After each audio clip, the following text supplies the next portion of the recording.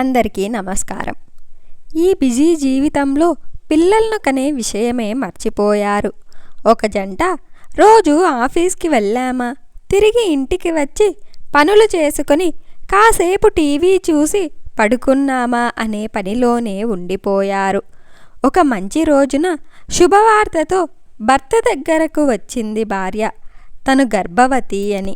భర్త, అప్పుడే ఎందుకు, మనమంత డబ్బుని సంపాదించలేదు, తను పుడితే మళ్ళీ తన మీద కూడా ఖర్చు పెట్టాలి అన్నాడు. మీరేం బాధపడకండి, నేను కదుపుతూ ఉన్నా.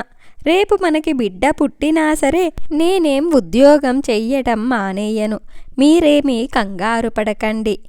అలాగే రేయి పగలు తేడా లేకుండా ఇద్దరూ సంపాదించడంలో పడిపోయారు. బిడ్డ పుట్టింది. తన ఆలన పాలన కూడా పట్టించుకోకుండా ఎవరికో అప్పగించి తనకి 3 సంవత్సరాలు వచ్చే వరకు వారే పెంచారు. ఆ తర్వాత ఇంటికి తీసుకొని వచ్చారు. తనను అలా ఇంట్లోనే ఉంచేవారు. బయట ప్రపంచం తెలియనివ్వకుండా తల్లి తండ్రి రోజూ ఆఫీస్కి వెళ్ళిపోయేవారు. వచ్చిన తర్వాత కూడా బిడ్డతో సరదాగా కాసేపు గడిపేవారు కాదు. ఆ చిన్న పిల్లకు ఒక గది, చూసుకోవడానికి ఒక పని మనిషి, ఇంట్లో ఎన్నో బొమ్మలు. ఆ పని మనిషి పిల్లను సరిగ్గా చూసుకునేది కాదు.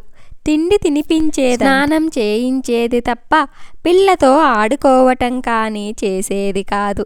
ఆ చిట్టి తల్లి ఎక్కువ సమయం బొమ్మలతో గడపటం మొదలుపెట్టింది. బొమ్మలతోనే మాట్లాడటం, వాటితోనే ఆడుకోవటం, వాటితోనే తిరగటం చేసేది.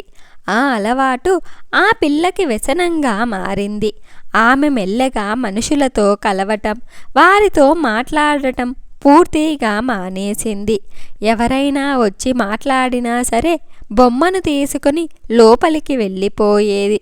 ఆ బొమ్మతో మాట్లాడేది. తల్లి తండ్రి కూతురు పరిస్థితి చూసి కంగారు పడ్డారు. ఆమెను వారితో కలుపుకోవడానికి చూశారు. కానీ వారికి తెలియనిది ఏమిటంటే సమయం అప్పటికే దాటేసింది అని. కొన్ని సంవత్సరాల తర్వాత ఆ పాపని తీసుకుని వెళ్ళి మెంటల్ ఆసుపత్రిలో చేర్చారు. అయినా ఆమెలో ఏ మార్పు రాలేదు. పాప తన బొమ్మలతో బాగా సంతోషంగానే గడిపింది. కానీ ఆ తల్లిదండ్రులు కూతురులో మార్పు కోసం ఎదురు చూస్తూనే గడపసాగారు. ఇలా ఆ తల్లిదండ్రులు వాళ్ళ బిడ్డ విషయంలో చాలా పెద్ద తప్పే చేశారు.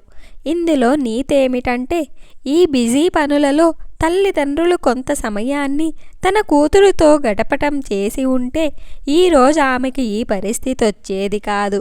పిచ్చిది అని అనుకుంటున్నారు కానీ అలా పిచ్చి ప్రవర్తనకు కారణం మర్చిపోతారు. కూతురు కోసం సంపాదించాలి అనుకున్నారు కానీ కూతురునే దూరం చేసుకోవాల్సి వచ్చింది ఆ తల్లిదండ్రులకు. డబ్బు ముఖ్యమే కానీ ప్రేమ ఇంకా ముఖ్యం. ఆ విషయం మర్చిపోకండి. ఇలా ఈ కథ ఇంతటితో ముగిసింది. ఇంత మంచి కథను మనకు అందించిన అంబికా లక్ష్మి గారికి ధన్యవాదాలు. నా వీడియో గనక మీకు నచ్చినట్లయితే ఒక లైక్ చేసి స్టోరీ ఎలా ఉందో కామెంట్ చెయ్యండి.